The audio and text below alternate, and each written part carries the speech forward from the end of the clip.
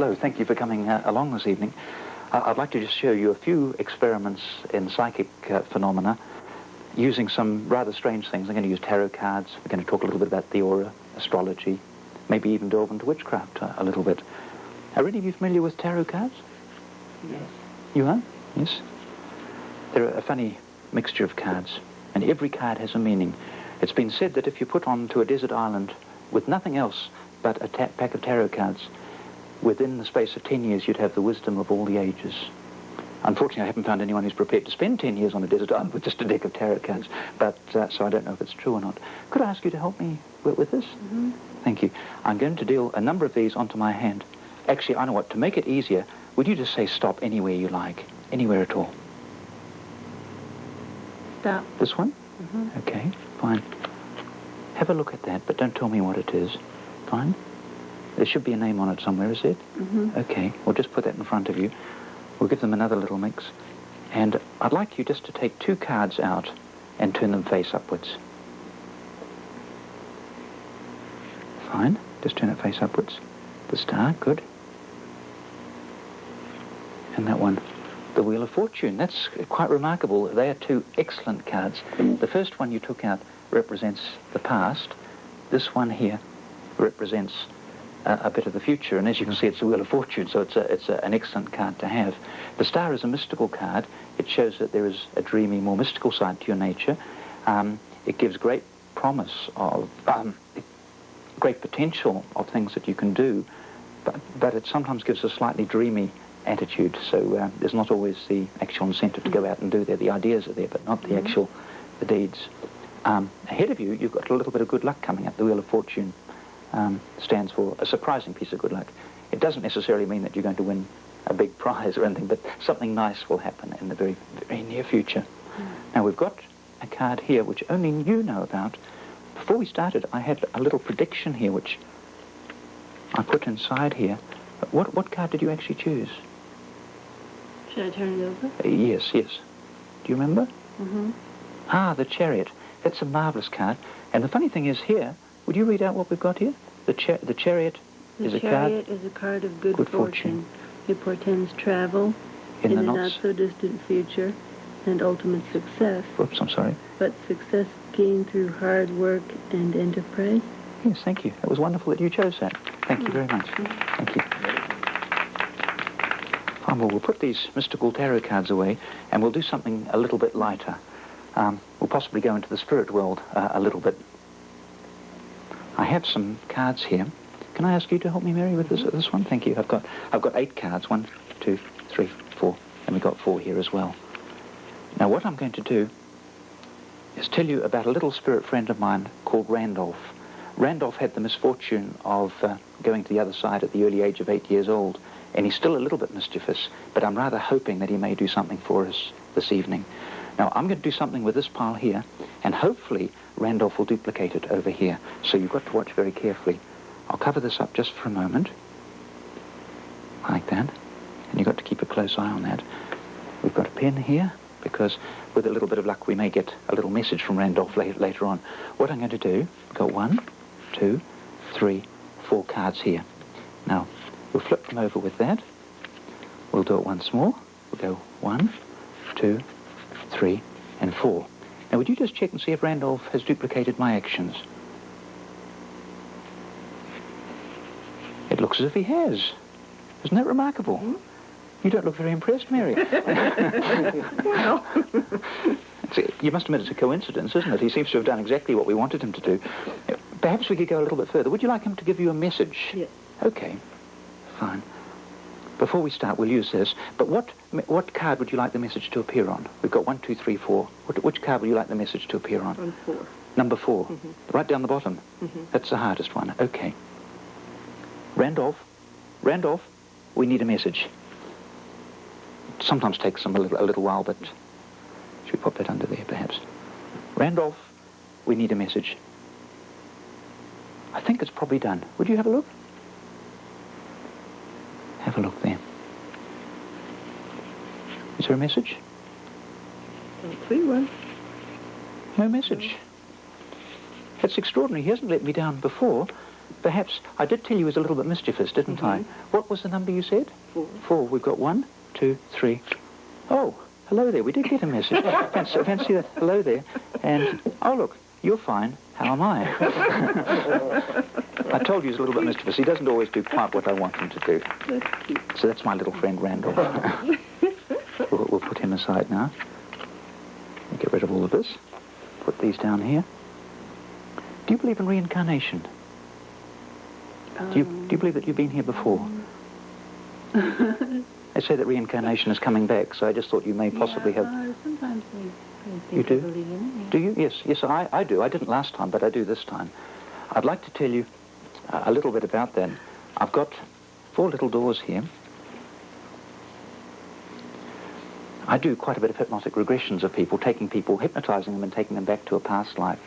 I find it very, very interesting because you get some very interesting stories.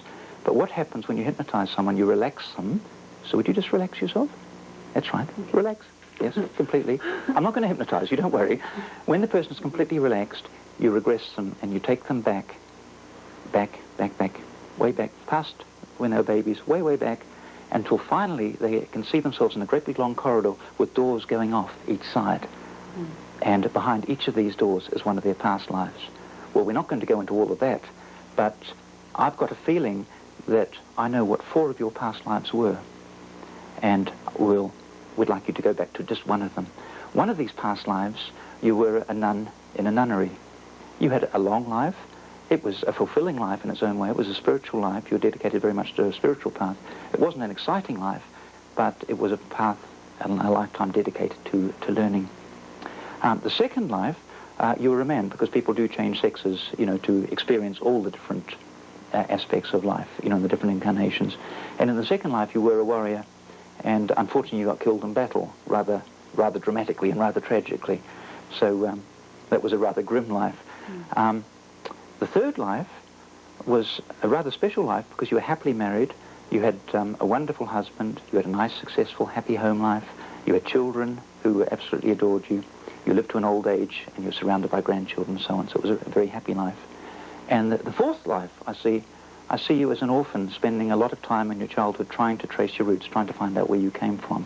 So it was a very confusing lifetime. Now, if I was to ask you to choose one of these doors, which particular door would you choose, do you think? You choose door number 3? Is there a reason for that? That one sounded the happiest. Okay. Oh, I didn't give them in any order, but if I was to allow you to go back to any of those past lives, which one would you go back to? The happy life. The happiest one. Oh, fancy that. Because the interesting thing is I've got here, you will choose the happiest life behind door number 3. That's rather fortunate that you chose that one for me, isn't it? Good. Thank you very much. We'll pop these away here like this. Good. We'll have to go back to you again, Mary, because I did something when you first came into the room. I hope you didn't notice, because I hope I didn't embarrass you, because I was staring at you, and I spent quite a bit of time drawing your aura. So, I've actually got it over here. I won't show you what I've drawn at the moment, but I wonder, have you actually ever seen your own aura? No. No? Have you seen auras around other people? No. No? No? Fine. Okay. Some people see auras, some people don't. It's a skill that anyone can develop, I believe. Do you see auras? I think I have. You have? Yeah. Yes. Yes, it's excellent. I see auras, not always when I want to, but if someone's very angry or something like that, it's very often, you can very often see the glow of the aura. Alternatively, someone's very much in love or peace or something like that. Now, I've got some cards here which show all the different colours of the rainbow, because the aura is made up of the different colours in the rainbow.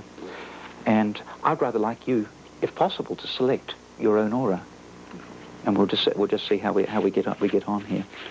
Oops, I'm a bit clumsy with these things, but never mind. We'll see how we get on. We'll just put this to one side for a moment, and we'll deal these out in 3 little rows like this. Here we are. Now, have you ever used a pendulum or something like that? Well, You know, a for pendulum fun. for fun? Yeah, Yes, for a okay. party. Yes, people use them for seeing if their walls are straight, and you know, that sort of thing. Yeah. Fine. Well, I'd just like you to put your hand over this first row here, and just regard your hand as being a little bit of a pendulum, because you'll probably feel that you're drawn to one of those cards rather than to any of the others in that row. Just when you're ready, in your own time, just let your hand drop onto any one of those. Is it this one here? Mm-hmm. Okay, fine. We'll remove those ones here. Would you do the same with the next row? Gets easier, doesn't it? Yeah, I guess so. That one, yes. Very decisive that time. Fine, you've got to do it one last time. You do that very well. This one here? Mm-hmm. You didn't even need to go back again? No. No? Excellent. Fine. Well, we've got these cards here which you've chosen. Would you like to see the aura I've drawn for you? Mm-hmm. I hope you won't be offended. I'm not the best artist in the world, but I've drawn here this aura. This represents you here. Mm-hmm. The aura is made up of a number of colours. This is only a fairly quick glance at the aura. The most important colour in your aura is blue. Blue is a number of freedom. It means that you'll always be young at heart, young inside, always looking ahead, looking for something more promising in the future, always chasing rainbows, perhaps. Around this is what's known as the outer aura. That's red. Red is the colour of action, actually. It's the colour of independence. It means that you need to learn to stand on your own 2 feet, do your own thing, that sort of thing. But it does give you the necessary push to be able to complete the things you start. Coming through this, unfortunately, the colour doesn't come up very well. That's actually green. And green is a peaceful colour. It means that you need peace and quiet at times. And if you feel the need for peace, you should always go somewhere where there's green grass, a little bit of green around you. And it's a very peaceful one. It's the number of home. It's the colour of home and family through there. So the main colours in your aura, in actual fact, you've got the entire rainbow in your aura, but the main colours in your aura are blue, red, and green. Could we just have a look and see what we've got here? We've got blue, yes, excellent. Red, yes, good. And do you think? Green. Amazing. Yes. You may not have been able to see your own aura in the past, but intuitively you're able to sense it. Isn't that wonderful? Well, I'd like you to have this. Thank you. Thank you very much. Good, we'll get rid of these as well. Do you have any views on witchcraft? I'm not going to scare you if I talk a little bit about witchcraft. Am I? No. I hope not. We'll pop these over here, like so. And I've got some cards here which represent witches in the past. Here we are. We've got Ermengarde, Demelza, Esmeralda, Agatha, and Annabelle. As you may know, 200 or 300 years ago, when witches were caught, they were often given a dunking. Have you come across that? Yeah. They were immersed in water and kept submerged for some minutes. If they came up and they were alive, they were obviously innocent. If they drowned, they were obviously guilty of being witches. Now, these 5 witches were all caught together some 200 years ago, and they were sentenced to be given the dunking treatment. We can't really do it properly, but we're going to do a reenactment of it using some water in this cup here. First of all, we better have you choose one of these witches. Would you just give them just a little bit of a mix? Fine, okay. We'll do it this way so that no one can see which one is which. Okay. We'll put them out here. Fine. Could I ask you to just lift up both hands and just put them down, on any 2 of those, if you would. Those 2. Fine.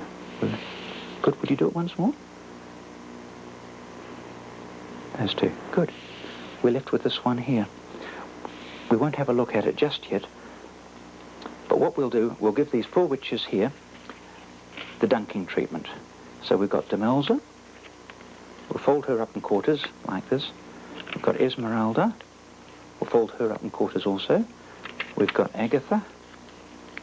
Do you like my choice of names for these witches?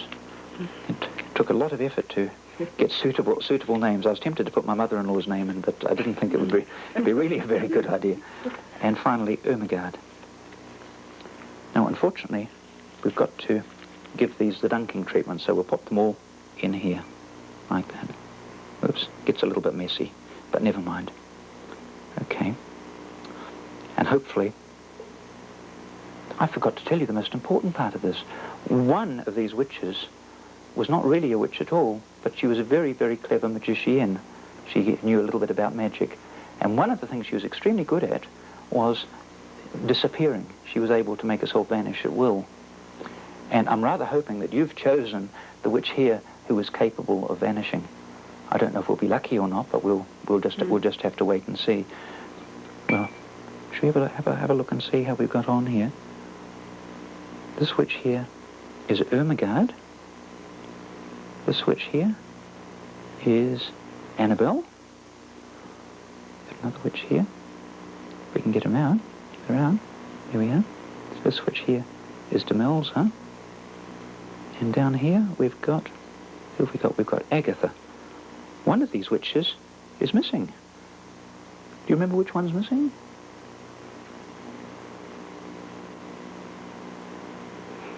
No? I don't remember. Do you remember Mary? Esmeralda. Was Esmeralda. Would you have a look and see what we've got here? Esmeralda. That was very clever. You chose the right one. Good. We'll pop all these away now. Over here. Can you stand another one? Could you stand another one just to finish off? Okay. Fine. We'll go on to astrology. No? Mary, do you read your sign? Your sun signs in the paper, or not? For fun. For fun, yes. How about you? Do you read yours for fun? Uh-huh. Yes. Do you? Yes. Yes. And do you? Oh, certainly. You do? Yes. Oh, good. I read mine, but I take it much more seriously than that. Many, many years ago, I worked for a man who had great belief in these, and I prayed and prayed and prayed that one day it would say that he had to stay in bed all day, but unfortunately it never happened. That destroyed my belief just a little bit in the whole system, but we've got all the 12 signs of the zodiac here. Now, do you think there's any way I would know what sign you were? Do you think there's any way at all I'd know what sign? Might, yeah. Okay. How about you, Mary? Do you think it... Probably. Well, that complicates it, because over here I've got 13 cards. I've got all the signs of the zodiac, but one of them is duplicated. I'll ask you to help me with this. If you think that I may possibly know your own sign, select the sign and just remove it belonging to someone close to you. Possibly your husband, child, anyone, parent. Somebody else's sign? Well, if you feel that I know your sign, Okay. just remove whichever one it is. Okay. Virgo. Okay. So now, unfortunately, we don't have a full set, do we? No. But here I've got 13 cards. I'm hoping that by dealing these out, we might actually end up with a full set of 12 plus another set of 12 on top to make the full set again. Do you think it might be possible we can do that? We've got Leo here. We've got Capricorn. Where's Capricorn? Capricorn's over here. We've got Scorpio. Put Scorpio here. We've got Libra. There's Libra there. We've got Aquarius here. We've got Taurus there. We've got Virgo. Where's Virgo? Virgo. That's your one. Yeah. We've got Virgo there. We've got Aries here. We've got Cancer there. We've got Sagittarius there. We've got Pisces here. Gemini. And lo and behold, we've got Virgo here. We've managed to get the full set of 12 doubled up again. Good. Yes. That's incredible. Well, thank you all very much indeed for being such a wonderful audience. Thank you. Thanks.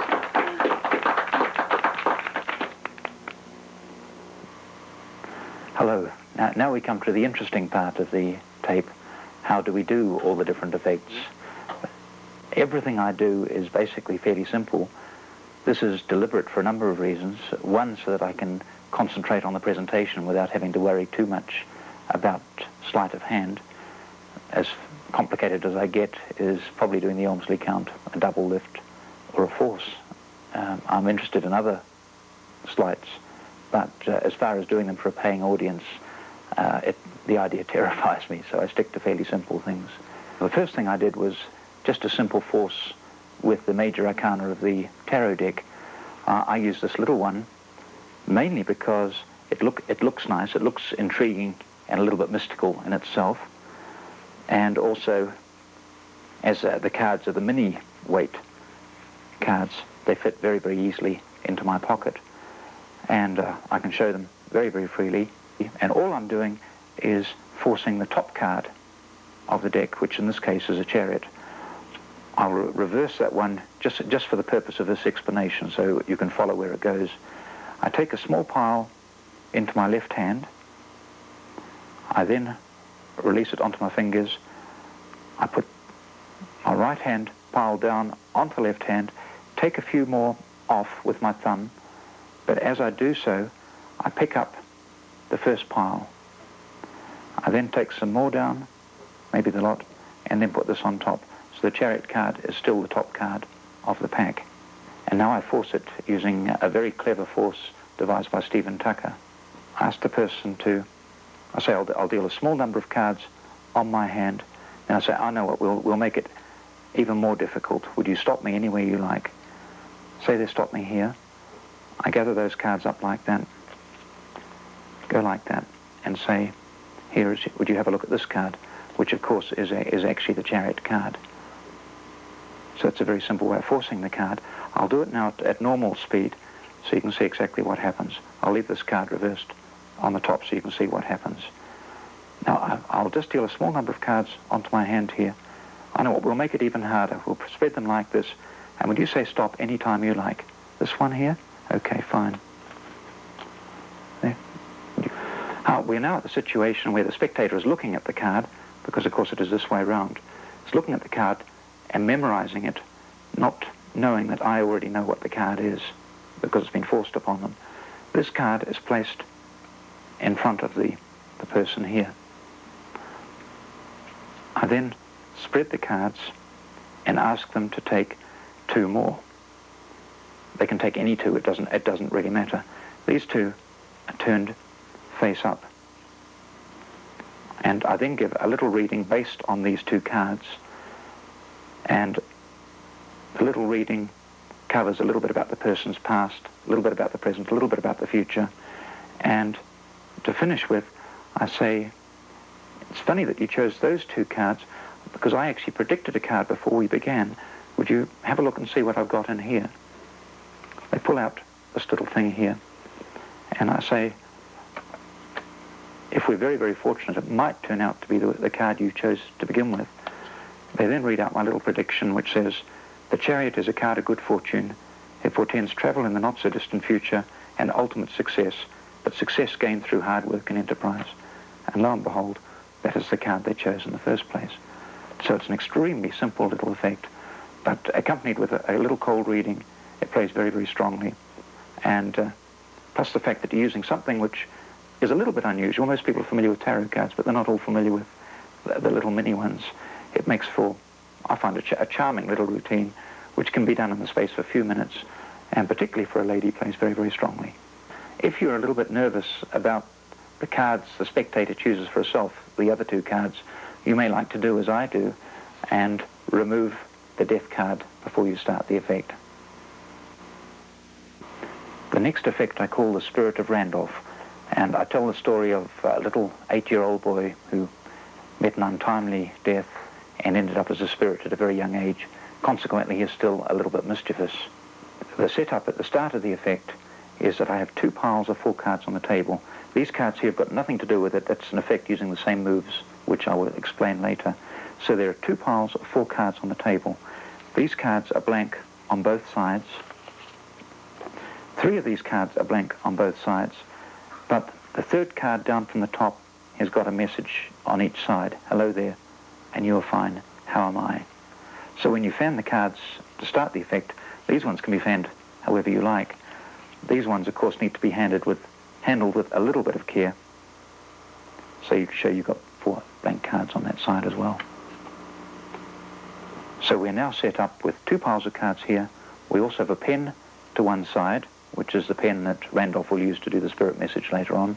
And I also have a handkerchief in my pocket, although, of course, this can be borrowed if required. So with this in my pocket, the pen to one side, I'm ready to start the effect and tell the story of poor Randolph. And I explain that I'm going to cover this one up in the hope that it will encourage Randolph to move inside. And with a little bit of luck, he will duplicate the things I do with this pile here. So I pick up this pile and do an Elmsley count. However, it is an Elmsley count with a difference. I find the easiest way of doing the Elmsley count is to actually, with my thumb, push 3 of the 4 cards over. I then take the top card of those, move it 1, bring it back underneath, leave it there, remove the top 2 which have already been out-jogged slightly, calling it 2, 3, and 4. The difference between this and an ordinary Elmsley count is that this last card goes at the bottom of the pile. I can then repeat that if I want to, but if I repeat it, I use the top card to flip the pile over, I put that top card back and repeat the Elmsley count. 1, 2, 3, 4. This card going at the bottom again. I put this pile down here and ask the spectator to see if Randolph has duplicated my actions. Well, obviously when the spectator looks, they can't tell if Randolph has duplicated my actions or not. So I say, well, we'll try and get a message from Randolph. So I put a pen under the handkerchief. We wait a few moments in the hope that Randolph has left a message. And during the interim while we're waiting, I ask the spectator on what card they would like the message to appear. 1, 2, 3, or 4. I then ask Randolph, please make the writing appear on card number 3, or whatever card the person is thinking of. After a small period of time has passed, the spectator removes this, has a look at the cards, but unfortunately there's no message. I then say, well, I remember Randolph is a rather mischievous spirit. Maybe he's put them on this pile here. Now, if they say it was on card number 3, that's very easy, because I just spread the card slightly, pull out card number 3, and it says, hello there. I then turn the card over and it says, you're fine, how am I?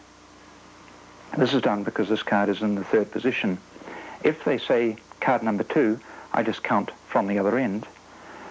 But if they say card number 1 or card number 4, when I take them out and fan them, I just remove this one casually and say, now what card was it? And if they say 4, I say 1, 2, 3, 4.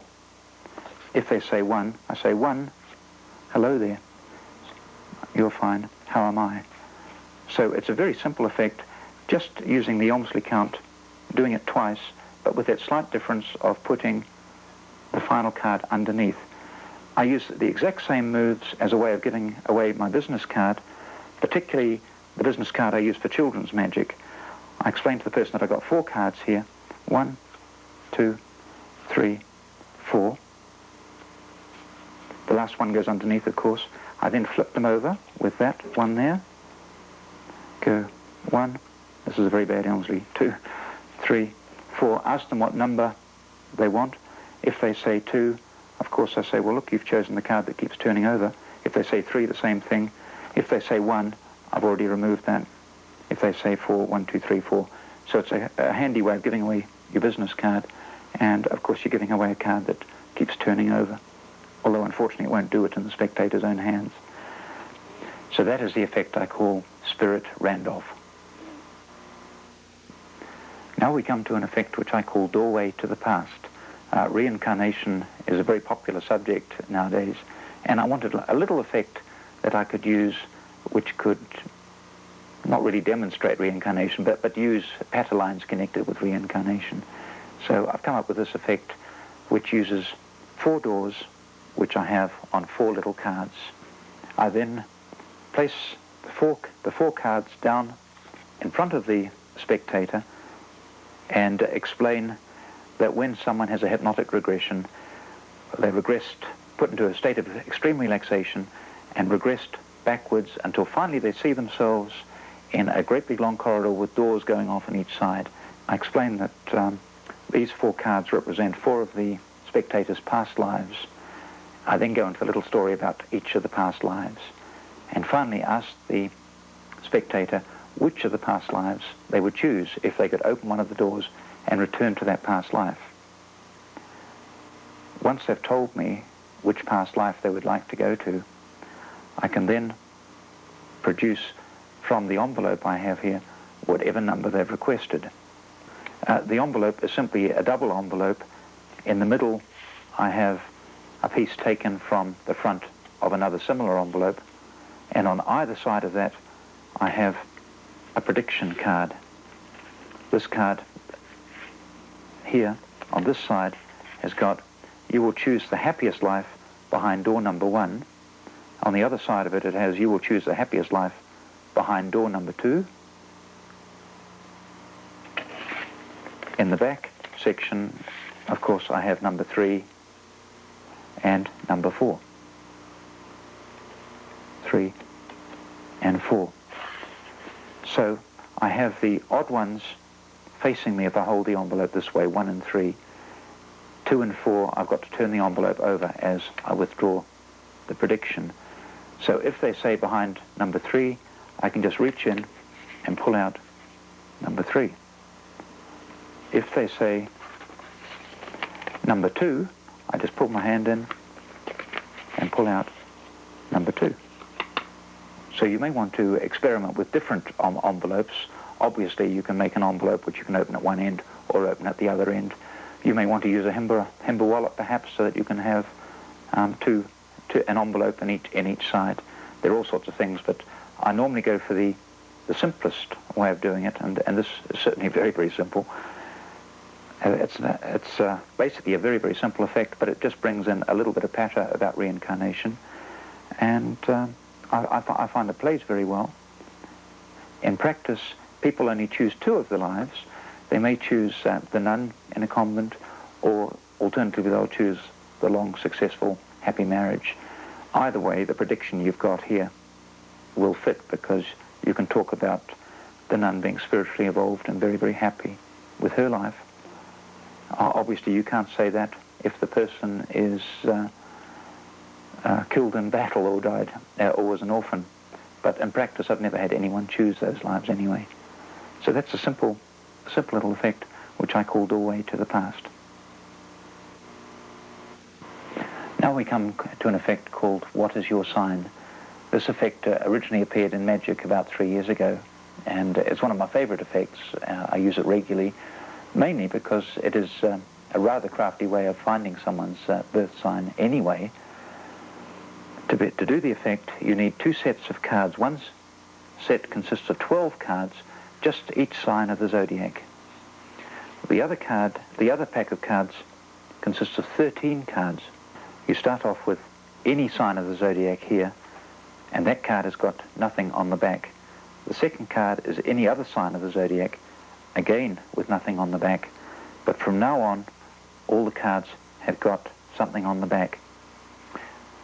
On the third card, you put any other sign, but on the back of the third card, you put the sign that is on the front of the second card. So we've got Capricorn here, we've got Capricorn on the back of the card behind it. We've got Scorpio here. This card, I've got Libra here, but on the back of this card, we've got Scorpio again.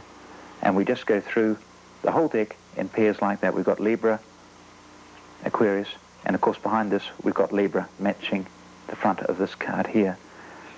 Aquarius, so at the back of this one, we've got Aquarius. Taurus, the back we've got Taurus, and so on. Right through until we come to the final card. We've got Aries here, and on the back of the very last card, we've got Aries as well. These cards are kept this way up with the 2 blank cards first.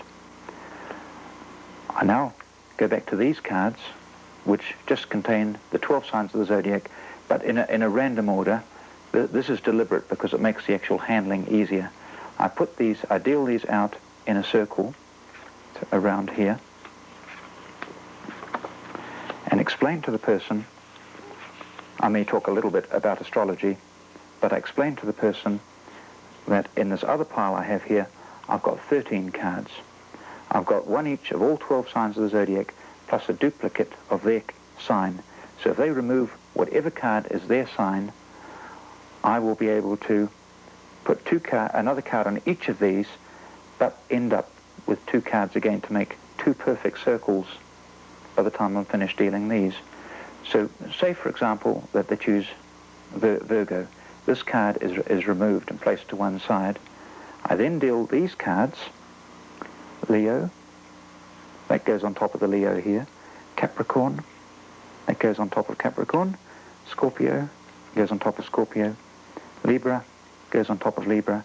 Aquarius goes on top of Aquarius. Taurus, of course, goes here. Virgo, now this, remember, is their sign, their card here. So I place the Virgo down here, and at the same time, I flip the whole packet over.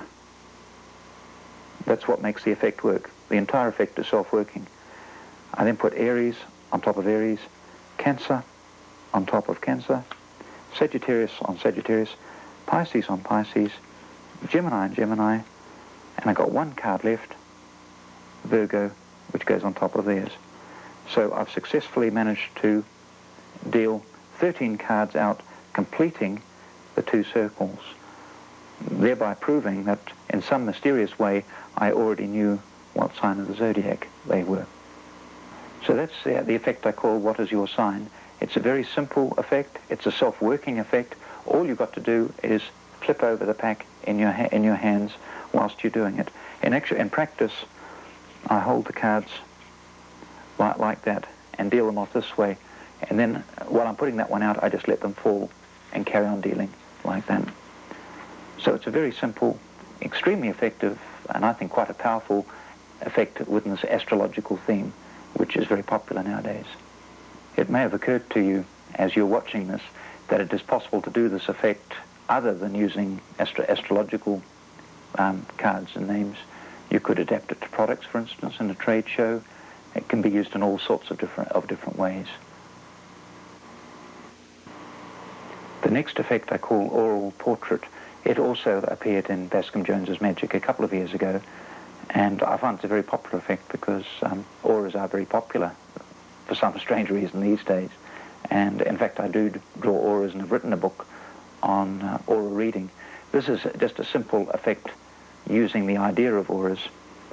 I display a pack of cards explaining that I do have 5 each of all the different colors in the rainbow, because these are the colors that appear in a person's aura. I then proceed to study the person intently for a moment and then draw their aura. Now, often I already have the aura drawn in advance, and that means I just simply open the book a few pages further on and can do some sort of scribbling here. I don't have to draw a proper picture, and that means that I ultimately give the person a reasonable looking picture rather than something that's been scribbled in haste. After I've done that, I don't show this to the person at this stage. After I've done that, I mix the cards, and I have to do this myself because I do a false shuffle, because I need to keep the final 15 cards intact, because I've got 5 blue cards, 5 red cards, and 5 green cards. And these need to remain intact. So I do the same false shuffle that I did on the first effect, taking off at least 15 cards with this hand, putting these ones on top, picking these ones up again as I take more off here, doing it, mixing them a little bit like this, and finally putting that on top. And you can repeat that if required.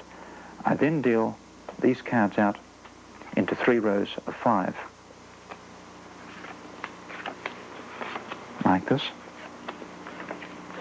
And of course, we've ended up with entirely blue cards in this row, entirely red cards in this row, and entirely green cards in this row. I then ask the person to place their hand over here until they feel it drawn to one card. It doesn't matter which card it's drawn to, of course, because they end up with the blue. So they may choose that one, for instance. These ones are removed. They do the same with the second row, finally selecting a card, say that one. These ones are removed also, and we do the same with the final row. So we end up with 3 cards here, blue, red, and green. I then say, isn't it extraordinary that you've picked those 3 cards? Because the colors on your aura happen to be blue, red, and green. So it's a very simple, and again, basically a self-working effect, and it gives the person, I rip this out and give it to the person to take home with them. And as you can see, I actually signed my name on the bottom as well. And to my amazement, these are treasured and kept forever. And much more complicated effects I've done have been forgotten very, very quickly, but people do seem to remember oral portrait.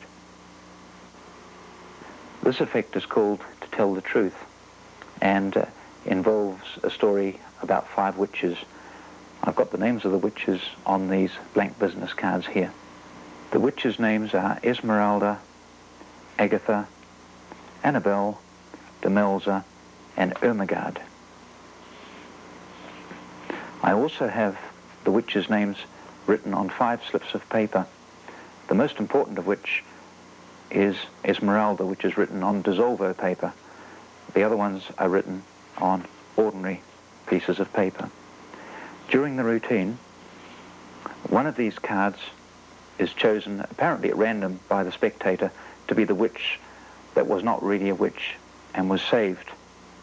In actual fact, all I'm doing is mixing the cards up, or having the spectator mix them up, dealing them out on the table, and by using magician's choice, finally forcing Esmeralda on them.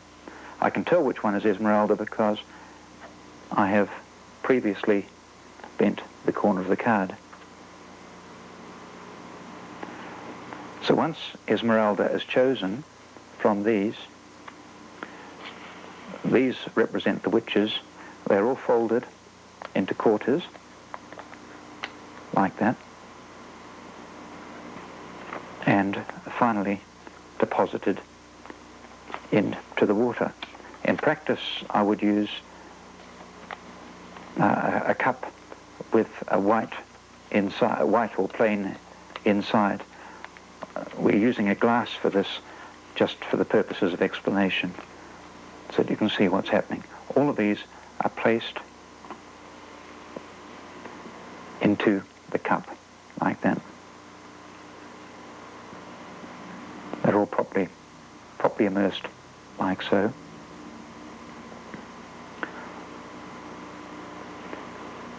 I then put a saucer on top of this so that they can't see what is going on, whilst I talk about how one of these ladies knew a little bit about magic, and consequently she was able to dramatically escape, whilst the other 4 were obviously witches because they all died. So we bring these out again. Annabelle was obviously a witch. Try another one. This one, Agatha, was obviously a witch. What have we got here? Ermengarde was obviously a witch. And the final one we have here is Demelza, who was obviously a witch. One is missing.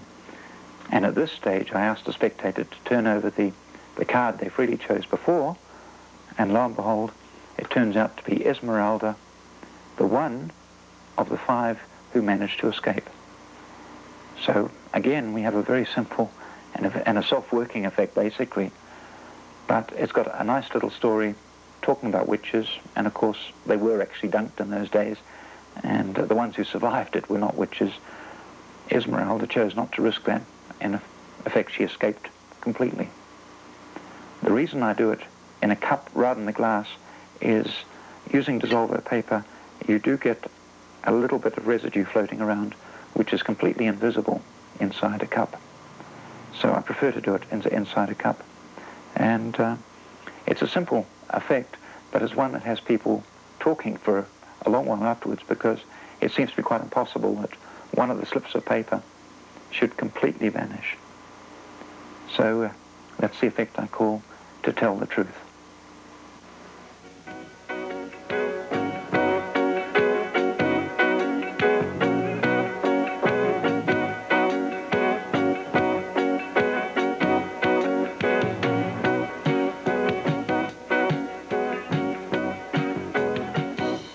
For information about the extensive range of audio and videotapes published by Flora and Company for professional entertainers, write to Flora and Company, Post Office Box 8263, Albuquerque, New Mexico 87198.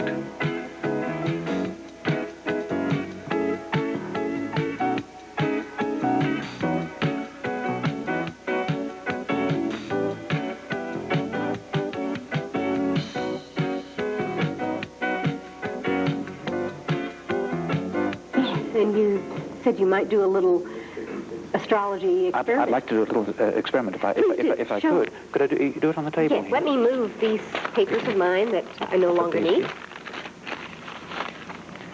Good. I've got some little cards here on which I've written all the different signs of the zodiac.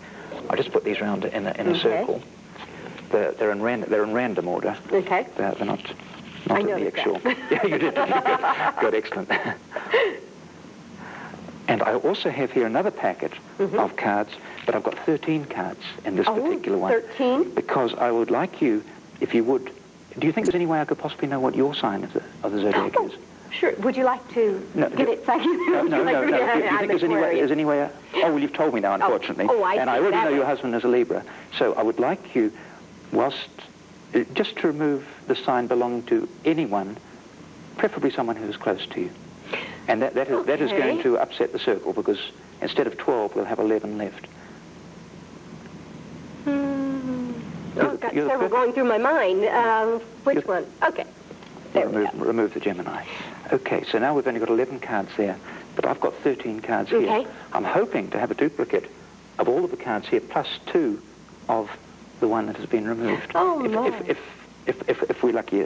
Please remember it's an experiment. These things very often don't work. We do have a Leo. We've got a Capricorn, Scorpio. Yes, we've got a Scorpio as well. Libra. Libra. Yes, we've got a Libra. Aquarius. That's you and your husband right next to each other, isn't it? You've got the perfect sign for this particular show, haven't you? Absolutely perfect. How about that? The New Age and so on. Taurus. We've got Virgo. Gemini. We seem to be missing a Gemini, don't we? We've got a Gemini. We'll have to put that one in there. Is that all right? Aries. Where's Aries? Aries. Cancer. We've got a Cancer. We've got a Sagittarius here. We've got one left. Oh, no, we've got a Pisces. Miss poor Pisces. I'm married to a Pisces, and she's always saying that Pisces get left out. And unfortunately, it's true. She's not in America with me this time. And we've got one left. And would you believe it? Funnily enough, it's the Gemini. So we've got the full circle again, with two of each sign. That's just a little thing that's very enjoyable, Richard. I really did enjoy that. I make my living as a popularist, you see, so we've got to do little experiments like this. Otherwise, people won't pay. That's right. I'll share this with the public. There's absolutely no way he could have known I was choosing that card. And they know me well enough to know that I won't say something like that. Good, as a matter of fact, I searched quite through everyone that I'm close to figure out which one to... Who was the Gemini? It was my sister who's in Oklahoma. So... Oh, that's good. So, that was excellent. I would think a Gemini and Aquarian, you'd be able to communicate very easily, despite the distance, wouldn't you? We do quite If something happens to her, you'd pick it up very, very quickly. It's very interesting. Like I said, and the public knows that I wouldn't sit up here and say that there's no way. That's excellent. Should we try another one? Let's try another one. That was fun. Okay. You know something? I like being fooled. Myself. Makes you think. I've got a little prediction here as to what I think you're going to do. Okay. I must apologise. These are New Zealand notes, rather than American notes. They used to be worth something at one time. These are my favourite notes. I've had these for years. That's why I'm using New Zealand notes rather than other notes. I'd like you, just freely, it's a $10 bill at the end, the rest are just singles. Would you just touch any one of those? I'd like it to be a free choice. Okay. Oh, the one right on the end there. That's only a temporary loan. Was there a reason why you went for that one? Do you feel drawn to it in any sort of way? Or was there... You did? Yes. Okay. Fine. Would you have a look at the serial number on it? Okay. And I'll read out what we've got here. Okay. We've got S18 12319. Is that Very correct? good. Very good. Excellent. Good. I don't know whether we can or not, but it is. I have been accused of printing my own, so if you have to look at the others. I surely shall. They're not the same. If they were, I'd be home printing right now. Right. Well, that would be fantastic.